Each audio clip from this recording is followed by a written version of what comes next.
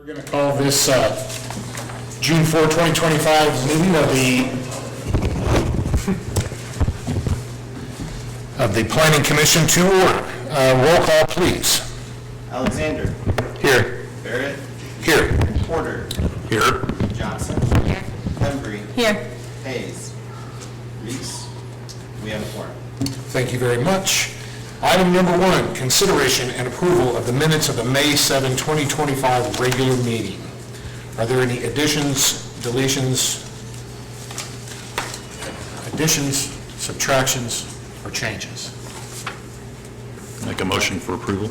We have a motion Second. and a second. Roll call, please. Hembry. Aye. Johnson. Aye. Porter. Aye. Barrett. Aye. Alexander. Aye. Motion passes 5-0. Thank you very much. Item number 2, consideration of a request for a final plat for Shawnee Marketplace, Phase 3, case number FPL 01-25, applicant Brady Ali Properties, LLC.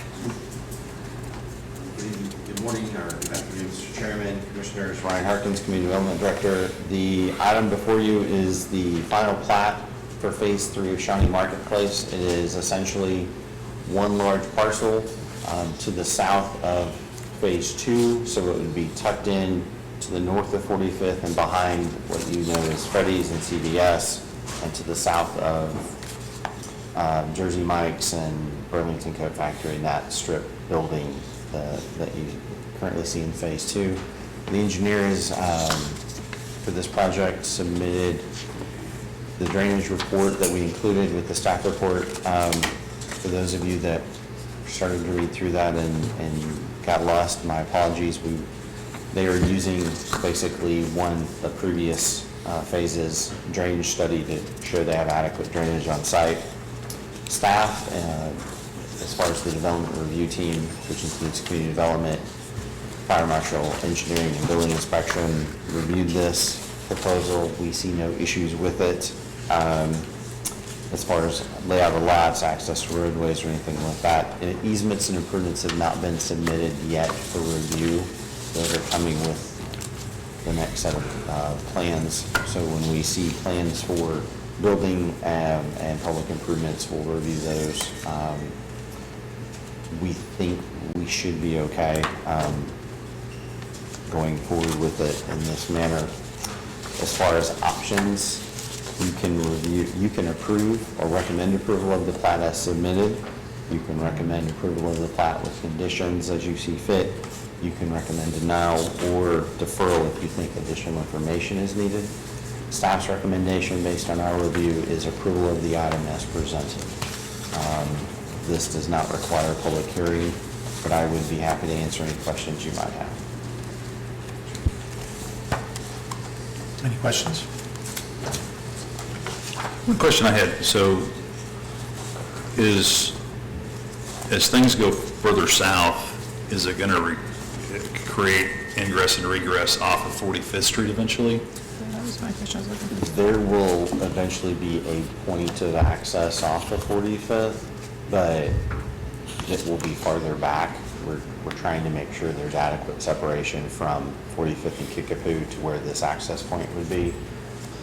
So it would be more of a secondary, so a right in, right out more type of situation than anything else. Most of the main access we're trying to pull in off Kickapoo using existing points. So the plan engineering for this doesn't include that access. That would be separate. That would be a separate. Right now, they are trying to come to that point later, but when you see, for example, Marketplace Boulevard and some of the other access points, they are looking at eventually tapping into 45th, yes. But that would require a separate permit at that point in time to do that? Eventually, yeah. Okay. They'll be in those points. So this doesn't. This is just for the lot and extending Marketplace Drive down.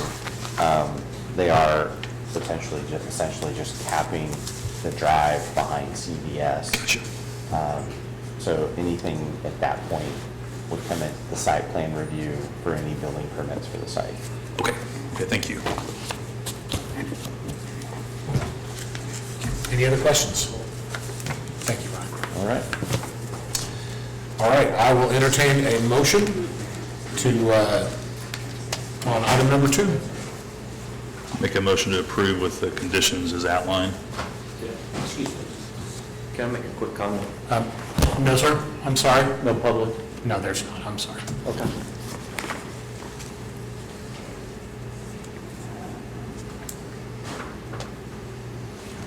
It's up to me, though, isn't it? Well, it's not, It's it up to- is up to you, yes, it's not required. public I hearing. apologize, sir, come right back up. You were really nice about sitting down, so I Steps in for the really, day. honestly. You know, workout here. Yes, sir, I apologize. My name's Kelly Allen. Yes, sir. Engineering and Hill Associates. We're preparing the final plat with us. I know Ryan said that there are easements needed. What we've shown on the plat are already existing easements that serve the project. Not quite exactly what I said. Okay. If they are needed beyond what we have seen here, we would do that at Okay. the point of public improvements being submitted. Okay. Currently, all the utilities are available to the site, no additional easements, other than we have added a sidewalk easement on the south side of Plaza Drive. Sidewalks in, it was going to be a separate document, but we are going to have to add that to the plat. So, the intention is to go ahead and get the final plat filed and sell off a couple lots. All right. Happy to answer any questions. Thank you, sir. Thank you. Ryan, could you clarify what the conditions are then? Where it says approval with conditions? So I probably have just missed them somewhere. basically what we wrote in the staff report in the last paragraph is that approval is conditional upon easements and improvement plans being provided at the point of building permits being applied for. So if they don't get them to us beforehand, that they have them in hand when they submit plans for building improvements. Okay. So those are the only conditions we stipulated. We think everything else is good to go at this point. Okay. So we have a motion. Motion to approve. Let's go to discussion for that. Who had the second, just to clarify? No. Second. Okay. We have a second, motion and a second. Discussion? Were you hoping to include something of a traffic study at the point that there was egress to 45th? Yeah, I don't think that's a bad idea. I Yeah, had the same question. Thank you for bringing that up. Yeah, that was really the impetus for what I was asking about. There needs to be a traffic study. Once, I agree with that. We've been able to control traffic coming back onto Kickapoo, but you start flowing all that traffic back out onto 45th Street with the current condition of 45th Street, even, maybe even improved, you're going to have issues. And so it's like a lot of other places where we've approved development, there needs to be traffic studies done on those areas, because we're already seeing, again, multiple places where we have congestion and people have the inability to turn into traffic. Okay, so technically you would need to amend your motion to include that as a condition if you desire. No, I'm not saying that's a condition, just Okay. as a discussion point. I appreciate Jamie bringing it I just up. wanted to clarify, because that was the question you were asking, which was not included in. Yeah. Okay, anything else? All right, roll call, please. Hembry, Aye. Porter, I, Alexander, All right. Johnson, Aye. Barrett. Aye. Motion passes 5-0. Thank you very much. Item number 3, public hearing and consideration of request to rezone from R1 low-density residential to R2 medium-density residential, case RZ02-25, applicant Salazar Homes Incorporated, Allen Engineering Service Incorporated. Good afternoon again. So this is a rezoning case. The property in question is located just to the east, or by the southeast corner of Gordon Cooper's main campus, off of 45th and Harrison. There is R1 or zoning essentially adjacent to the property. The applicant, the current subject property is zoned R1. They are asking to go to R2 in order to do a fourplex development on the parcel, do a number of fourplex structures. This could be done, as we talked through with the applicant in the pre-submittal meeting, either as a rezoning where it's a permitted use or as a conditional use request in the R1 district, which is what the development code allows. They chose to go this route simply to have, in their mind, a little bit more flexibility with how they lay out the property. So TA, transitional ag, is to the east and west. You have R1 to the north, and then you have C1 local commercial in that area as well. They are looking at ultimately potentially 6 to 8 fourplexes. Their proposed site plan is included in the packet for this item. The future land use map shows a medium density residential land use designation, which R2 tends to lean toward that.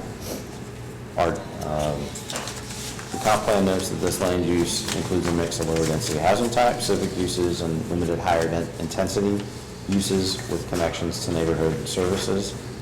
R2 in our mind, because of that, is an appropriate zoning district.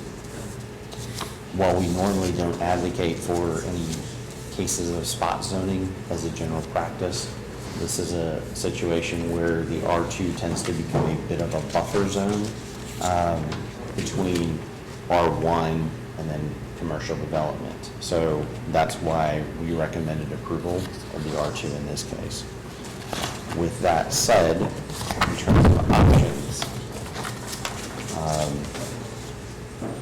we feel that while the request is in conformance with the future land use map, even though it wouldn't create, there is no other R2 zoning nearby, this, like I said, is a case where the R2 would, even though it's a spot zone, you create a buffer. You could allow the desired use or recommend the use as a conditional use in R1 instead if you felt that was more appropriate, and then with any suggested conditions. That is one of your potential options. You could recommend approval as submitted. You could recommend denial. You could also recommend deferral if you think additional information is needed. I know the applicant's engineer is here, and I know there are some others that are interested in this development case that may or may not want to speak on it as well. But at this point in time, staff would be happy to answer any questions that you have. Any questions for Ryan?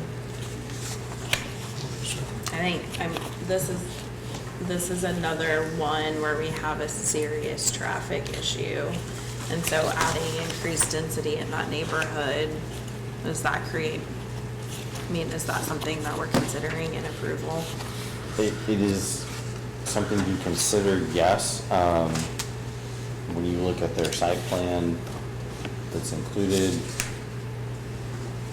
those 6 fourplexes all have off-street parking that's contained on the site.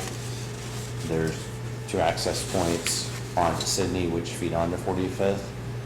So that's, Sydney's picking up all of the traffic from the adjacent neighborhood to the north, which no matter how you lay out that subdivision, that was going to take place anyway. So the real traffic issue then, if you are wanting to look at just that, then becomes access to 45th.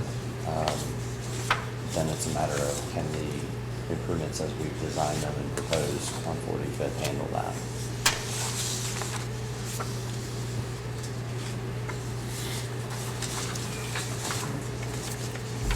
Any other questions? Okay, thank you, sir. Okay, at this time, I will open the public hearing for case RZ02-25. Would anyone like to come up and speak for or against this?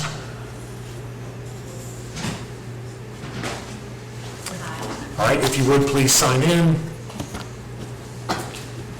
Do you have a 3-minute time limit? Does it start now? The moment you got out of your seat. No, you go right ahead.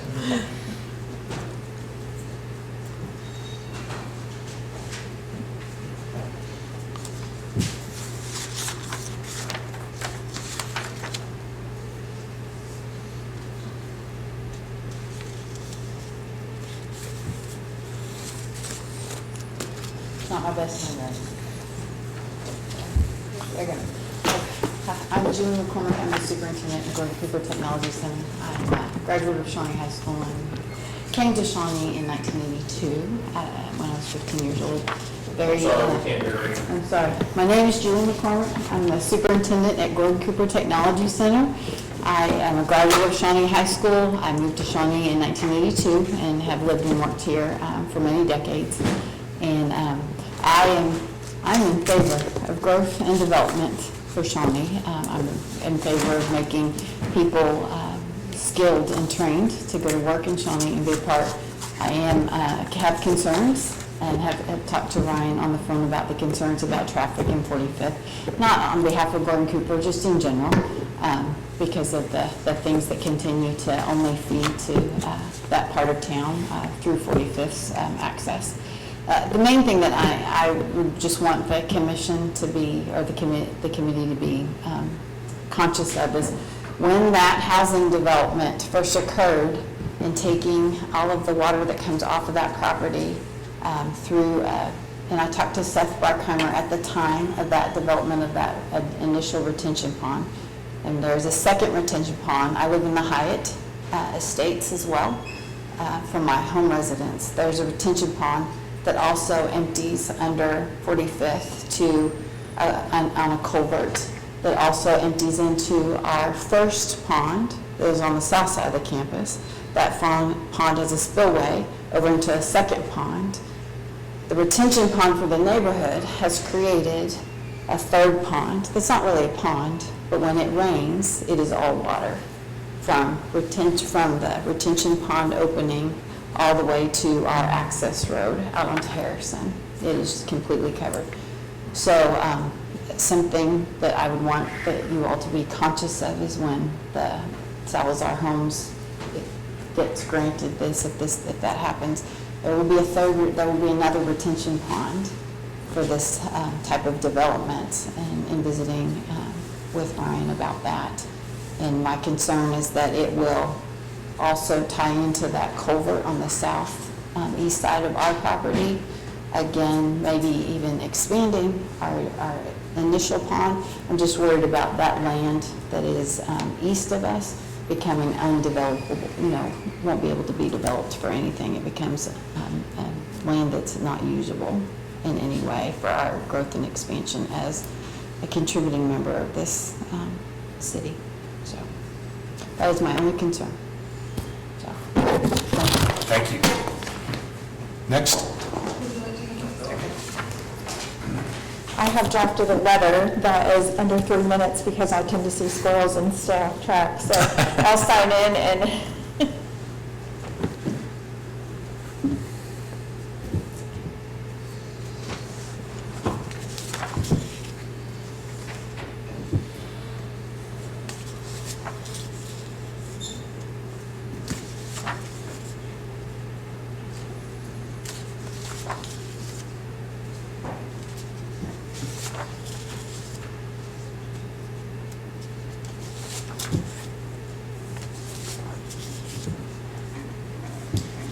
yes, and hopefully you can read my handwriting.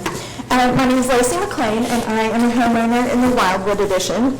I want to start by saying I deeply understand the importance of expanding affordable housing in our community. I've worked in the affordable housing industry for the past decade, and I've seen firsthand how critical the need is. As someone who is both personally and professionally invested in building strong communities, I urge you to please consider balancing that need with what's best for existing neighborhoods and their residents.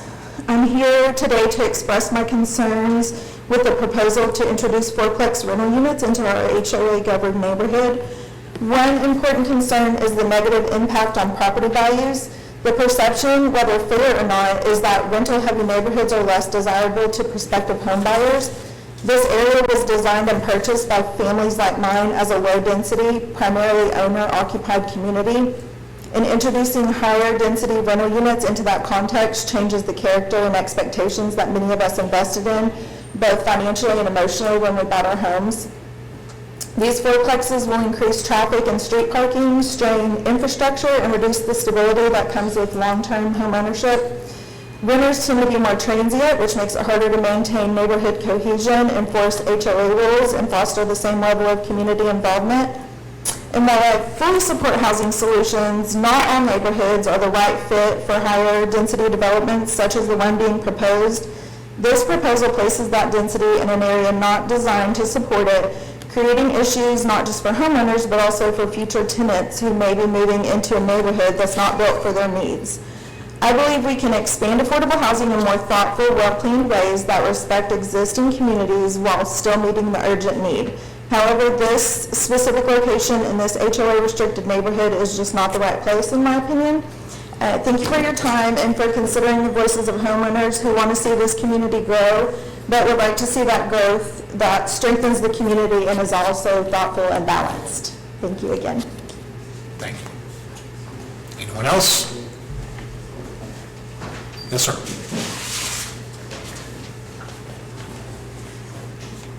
Carol Allen, Engineering.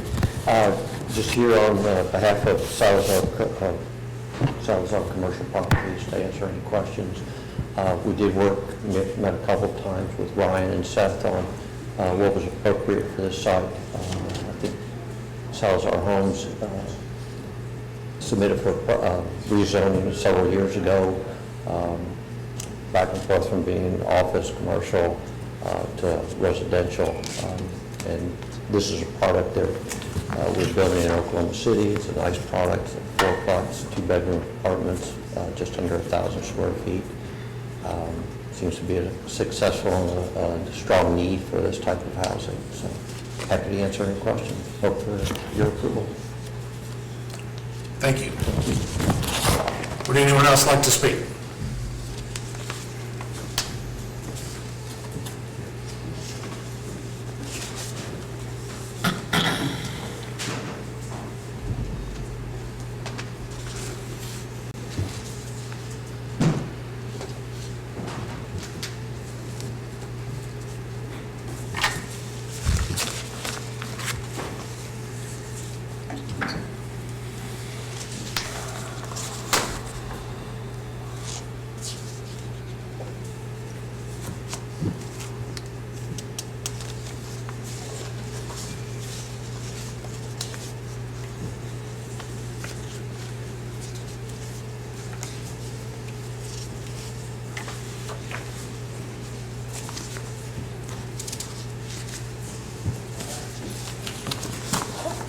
My name is Dale, and I'm homeowner in the division there by it. My question for the committee is, and it's hard to hear back here behind people speaking, how many units are they going to build on that corner? How many houses are going to be there? Because at my understanding, it's a 1-bedroom, a one-car driveway, no garages. It's just a 1-bedroom apartment. Are they building something that's going to be overcrowded with cars? Because we have no lighting at the intersection there. There's no stop. How many drives are going to be built coming in to deal with going down the street there to our properties? Just a simple question to ask. I can get an answer. Thank you. Thank you, sir. Could I have the person from Allen Engineering come back up? The questions were, are there 1-bedroom, 2-bedroom, how many parking spaces are there? We're providing a minimum of 1 parking space for every bedroom. These are 2-bedroom, 4-plexes. I'm sorry, sir, could you speak up for those behind you? Sorry. This Charles Allen, I'm sorry. There are 4-plexes, 2-bedroom apartments. There's a parking place for 1 parking place for every bedroom. So each 4-plex will have 8 parking spaces dedicated to the building. I believe we have 2 or 3 extra spaces provided. There'll be 3 entrances out onto Sydney Drive. I think that.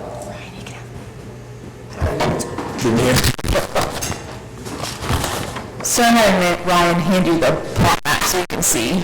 There are 6 units, each of which are 2 bedrooms for each of the 4-plexes, and they each have one drive space for each bedroom of the unit. Every apartment has two parking spaces Correct. dedicated to it. One of which is handicapped, so theoretically, Pardon me? we're short maybe one, because one of which is handicapped for each of those dwellings. Well, we've got 2 handicap spaces, which are included in the 8 spaces per If you building. had no handicapped person living in the fourplex, you only have 8 spaces. Sure. One of which is You handicapped. have a couple extra at the end, I do see that, but. I appreciate the effort to not have street parking. Pardon me? I appreciate the effort to not have street parking. Definitely. Did that answer your questions, looking at the plat? Kind of,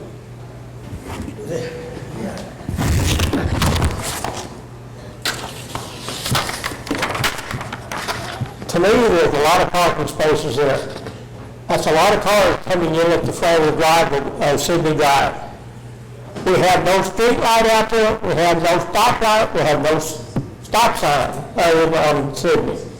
So now we're going to turn this many more people into our neighborhood because we're building a one-bedroom apartment.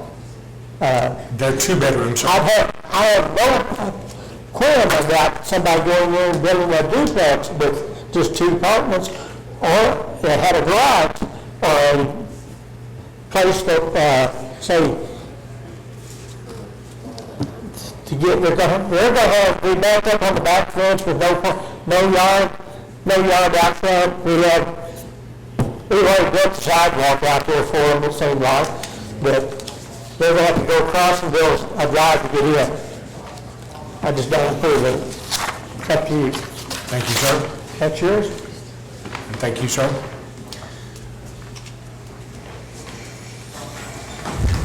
Would anyone else like to say anything? At this time, I'm going to close the public hearing. And if nothing else is in the way, I'm going to call for a motion, please, on item number 3. So I would actually like to motion that we give the alternative option of leaving it R1 and having them apply for a conditional use permit. I agree that the spot zoning in that area is allowing for higher density. I'm not saying that we can't improve these building plans if we so choose, but just for the spot zoning alone, leaving it R1 and filing for the conditional use permit, or the correct word. Your recommendation is approval of a conditional use permit to allow this instead of the rezoning, is what you're suggesting for Yes. adoption? Okay. With the additional listed conditions? I don't have additional listed conditions. If we would like to look into the drainage issue, I think that he does have a retention pond on his property and some hydraulic studies included already. Well, do we need a second? But this? we've got to, Yeah. we need Yeah. to address the motion first, please. Yeah. So, do we have a motion? You do. Okay, so on the motion to recommend a conditional use permit, no additional conditions, do we have a second? I'll second so we can discuss. We have a second and discussion. So to me, there's, especially when we talk about these residential developments, we see the same thing with the commercial developments, but some of the residential developments where you're putting in a number of things into one small area, units, plus you're creating that much more impervious area for runoff. And so you create a traffic condition on a 2-lane road, potentially, especially with what's going on in the development off of Sydney Drive to the north there. You already have traffic issues with Gordon Cooper, but they're a pre-existing client there, and the church only meets on Sundays, so that doesn't necessarily create one, but we have traffic issues in this town. And so that's one thing. The second thing is we develop in areas where we haven't, I think, I don't know if it's the city's responsibility. I believe it's the developer's responsibility, by the way that this says in terms of a study, to deal with drainage. We don't deal with drainage properly. when we put these things in. And I think your explanation of what was going on is only going to get worse in some areas. I have a picture if you want to see. Some, no, I've seen it in some areas of town. And, I go back to one of the previous issues we had over south of there when we were talking about that Dollar General over off of MacArthur and Bryan. The developer was under the impression that all they had to do was just deliver it out to the street, and after that it wasn't their responsibility. I don't see it that way. One as a commissioner and one as a resident of this community, I don't see it that way. To me, it's a responsibility to take water, which at that point in time is wastewater, it's stormwater flow. It's wastewater. We're slowly moving to being an MS4 city. It's becoming a stormwater issue, which is a wastewater issue. And at that point in time, there needs to be more conscientious effort put towards dealing with these things before we develop properties, so that we're not dealing with them afterwards. Because when we deal with them afterwards, then it's much harder to put that out somewhere at that point. And if you go to pre-existing owners, I look at Gordon Cooper, which is a major source of employment, of opportunity in our town, owning property and wanting to potentially expand. They can't do that because they're building on a swamp, potentially. And I know that's a bit of a hyperbole, but that's I think that's the conditions that we lead to if we don't consider that. So at the very least, I would think with any kind of motion to approve, we would need to have a condition of both a traffic study and a drainage study for this development. That would be my request, is to maybe amend your motion to include those two things. And I would think that when we do these things too, that as a city, and I don't know what our requirements are specifically on these, but I think we're getting to the point where maybe those things just need to be requested. And maybe that requires us to request them. But it's becoming a big deal. And, if you look at what drains back to Harrison, we've got a major development occurring on the west side of Harrison. We've got development occurring back past that commercial property. Now we're getting all these developments on the east side of Harrison, leading down into that. All that water is not just going to drain to Gordon Cooper, it's going to begin draining down towards a major thoroughfare in our town. We need to consider where that water's going. And that doesn't even mention the third issue that we've talked about downtown here, where we don't have adequate pressure sometimes to be able to even outfit sprinklers. And so that's probably a third, much lower issue in an area like this, but I just think we need to start dealing with these issues up front. And so I'm a no without those two amendments put on the motion. Any other discussion? Roll call, please. Okay. Remember, the motion is to recommend a conditional use permit with no conditions to the city commission. Porter? No. Embry? No, studies. Alexander? Aye. Johnson? Nay. Barrett? No. Okay, that motion fails. This time, I would like to entertain any further motions. I would like to make a motion recommending approval of a conditional use permit with the following conditions: a landscape plan and a drainage plan being submitted at or before building permits are requested.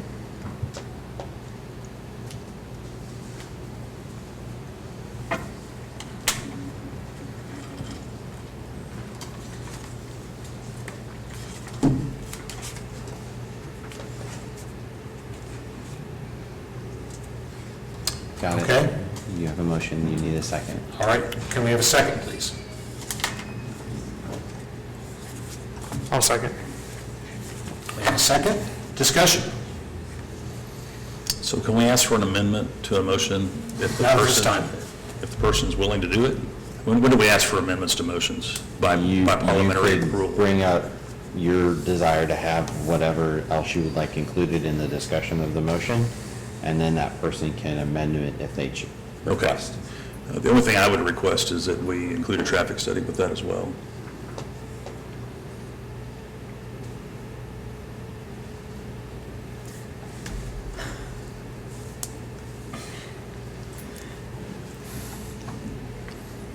Would you like to amend your motion?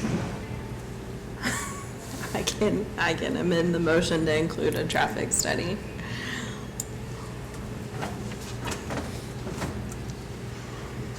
Okay. One clarification, the traffic study will address the issue or the question of a necessary for a traffic light. That was the, Well, that would. or will it just present the volume of traffic? It would look at volume of traffic and then any And potential solutions, recommendations yes, okay. based on impacts.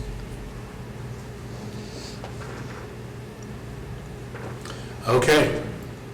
So we've had a motion and a second and a revised motion. Your second still stands. Yes. We've had further discussion. Now can we have a roll call? Certainly. Barrett. No. Johnson. Aye. Hembry. Aye. Travis. Aye. Alexander. Aye. Mr. Porter. Aye. Motion passes 4-0. 4-1, excuse me. This will go to the City Commission on June 16th, 2025. My reasons for voting no is I approve of spot rezoning. Rules are rules. Conditional use permit, to me, implies some sort of ambiguity. I know that's probably not everyone's opinion, but R2 is R2. So that would have been my vote, would have been yes had it been for R2. It would have been yes in any other circumstance. I am for that. I understand the concerns of the community and the board, the commission rather, but we'll move on from there. Okay. Item number 4. For future then, would it have been better to do a PUD? No, I believe it was addressed correctly. Okay, thank you. Okay, number 4. Community Development Department updates.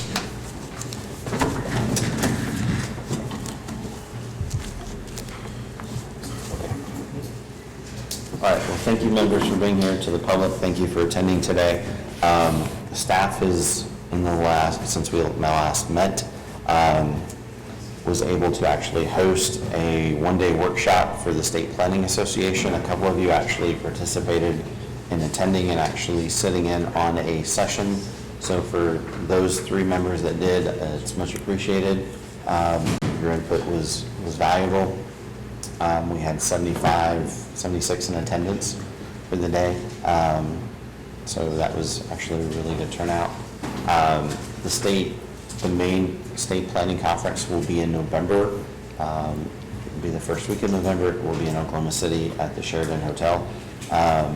Those are the only details I have at the moment, but if you are interested, let me know, and as we get more information, we can actually put that in your hands as well if you're interested in attending any or all of it. Staff has also been involved in discussions with a consultant doing consult negotiations for a contract to update the consolidated plan for our CDBG funds. Staff will be doing, because of our compressed timeline, a lot of the work, and then looking at having a consultant kind of supervise and provide additional input and support on that. And then any revisions we may need to make, they'll help us go through that as well. The consultant contract would also include one document that is known as the impediments to fair housing. That is something that's required every 5 years, if not sooner. Staff is also doing contract negotiations with a consultant to do a housing study that is citywide. That item will be on the agenda at the City Commission meeting in June. That will have a lot of public involvement and a lot of opportunity for the community to voice their concerns and issues. The idea originally that staff had was this would be one of multiple pieces that would be introductory going into the next comprehensive plan. So this would be helping set the stage for that. The Federal Highway Administration has given all but the final go on the Safe Streets and Roads for All grant agreement to the city. Right now, we tentatively have that on the June City Commission agenda as well. That will be an action plan designed to address bike, ped, and vehicular safety in the community. That will be the initial steps that we take. That may lead to other planning efforts in that realm, as well as some demonstration projects and other implementation strategies, but this will be the first step. That is a sub-grant agreement we're doing with the OU College of Public Health. They'll be doing a lot of the groundwork for us for that project. So it will be the start of a very busy summer and fall for the community and a lot of discussions. But with the hope that we can do a lot of things out of the results of those discussions. Aside from that, we continue to try and expend CDBG dollars for housing rehab. So if you know contractors that might be interested, always looking for more. We are also trying to do, as we get requests, handle development or pre-application type requests for information. We continue to have a number of those come in. And then staff is involved in developing a training curriculum for planning and public officials, as well as staff from smaller communities. That will be in August over 3 days about planning and zoning. It will be a certification course that will be statewide as far as an offering, but 2 of the staff in the department are heavily involved in that curriculum development. With that said, that's a lot in a short amount of time, but I would be happy to answer any questions you might have. Are you guys facing any funding shortfalls from outside grants? Well, the first and foremost, as far as funding, potential funding loss, would be the Community Development Block Grant Program. The administration has proposed zeroing out CDBG going forward. There's talk of it being replaced with something else to be determined in the universe still. But we have a substantial amount of previous year's funds that we're still working through. So we would have this current year's allocation of our 5-year plan, and then if CDBG funds continue in the next budget cycle, we would have that in the next 5-year cycle we'd be accessing as well. Otherwise, that's the big one that we're dealing with. Engineering and Public Works may be dealing with some other sources or other departments, but we haven't heard of anything yet specifically.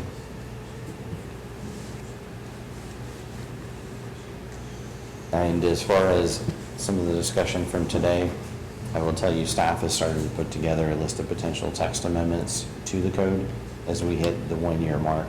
So if there are specific things you want to discuss, we are certainly open to that and can bring that forward as a discussion item for the Planning Commission to look at. It's been 1 year. It was approved in August and took effect in September. The zoning map was approved in September and took effect in October.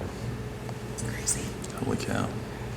For contractors interested in partnering with you guys for renovation efforts, is there just an online portal? It's not an online portal, but we can get you signed up with our CDBG program administrator, and I can get you the phone number. Anything else? Okay. Thank you very much, Ron. Thank you. We're going to move on to item number 5, Commissioners' comments. Last week, we had a really great Health Week. Avita's sponsored that. It was really cool Friday to see so many people out at Kids Space Park. Friday evening, they had probably close to 500 people out there, and so it was packed full of families, and it's really excited to see our investments in this community being utilized that way. Thank you. John? I guess I'd just say, remind the public, maybe for those who don't come to Planning Commission meetings very often, we are a recommending body to the City Commission, so ultimately it's their decision on requests that are heard today. they hear what our opinions are as well as the city's, but in the end, it's still ultimately their decision on anything that is decided. First thing is there's a St. Paul's just across the street over here is one of our sister churches. It's called Project Transformation. It's for children who, it's a summer reading program. And so if you know any children who would be interested in something like that, parents, I think they're still taking enrollment. The other thing is they're looking for volunteers. And it's an excellent place for high schoolers and junior high kids to go in and they go through a training and everything, but go in and they're part of the mentors in this program. And Project Transformation is a tremendous program, been around for years.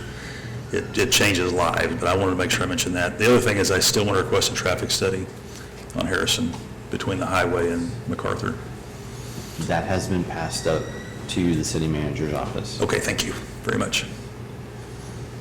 I just want to tail off that in addition to Health Week, right after that was the Bug Fest at the library event, and a lot of the same community partners were there, and it probably you could not get in and out of the library. And we were there last year, and there were maybe 30 people there, and there were probably 150, 200 people there. That's great. And it was a fantastic event.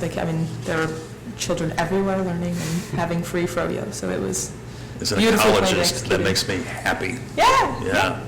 It was super fun. Entomology is fun. Everyone was holding scorpions and tarantulas and kissing cockroaches and things. But I was encouraged to see my Girl Scout troop stop meeting at the library about 3 years ago. That was our original home because of parental concerns in that space. And it was encouraging to see 300 happy, healthy kids running around and That's awesome. learning down there. So. Okay, I would say that I would encourage anyone who is interested in serving their community to get involved in boards like this. We are volunteers, we don't get paid. We throw our name in the hat, and then the mayor and the city commission approves that. So if you have just a few minutes of time each month to dedicate to your community, think about volunteering and serving on the number of advisory committees that we have in this city. We don't wield a lot of power per se, but there's a lot of power in our voices. And it's important that you come to meetings, participate in this process. So encourage your neighbors. I know it's discouraging sometimes when things don't go your way, but know that you are being heard and not ignored. But I would encourage anyone to get involved in their community and get involved in these advisory committees, because there's lots of them. And we all have to rotate on and off. The chairman, the seat rotates among here, and all of us rotate on and off the board. I served a number of terms on the Airport Advisory Committee. I was on the now defunct Traffic Commission, and now I'm here. So I would encourage anyone to get involved in the process. It is worthwhile. It is worthwhile. So, anything else? Thanks for your patience today. Oh, patience is my middle name. So, all right. Thank you so much. In that case, we will adjourn. Thanks very much.